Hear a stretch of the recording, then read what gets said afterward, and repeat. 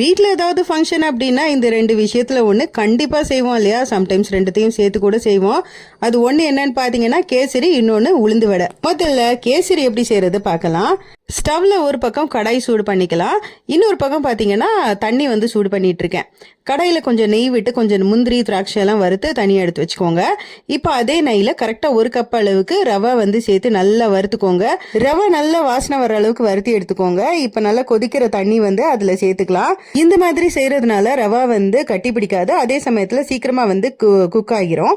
So இப்போ இதில் 1 cup அளவுக்கு சுகர் சேர்த்துக்கிறேன். சேர்த்துட்டு இடிச்சு வச்சிருக்கிற ஏலக்காவையும் சேர்த்துக்கோங்க. நம்ம வறுத்து வச்சிருக்கிற முந்திரி பருப்பையும் இதில் சேர்த்துட்டு கொஞ்சமாக நெய் சேர்த்து நல்லா மிக்ஸ் பண்ணி எடுத்தோம் அப்படின்னா ஃபேன்டாஸ்டிக்கா டேஸ்டியான இந்த ரவா கேசரி சூப்பராக ரெடி ஆயிடுச்சு. இது ரொம்ப நேரத்துக்கு சாஃப்டாகவே இருக்கும். ட்ரை பண்ணி பாருங்க. அடுத்து உளுந்து வடை செய்ய போகிறோம். 1 கப் உளுந்து ஒரு 2-3 மணி நேரம் நல்லா ஊற வச்சு எடுத்திருக்கேன். இப்போ இந்த மிக்ஸி ஜாரில் சேர்த்துட்டு நிறைய தண்ணி சேர்க்கக்கூடாது, கொஞ்சமாக தண்ணி சேர்க்கணும். தேவையான அளவுக்கு உப்பு சேர்த்துட்டு நல்லா ஸ்மூத்தாக அரைச்சி எடுத்து வச்சுக்கலாம்.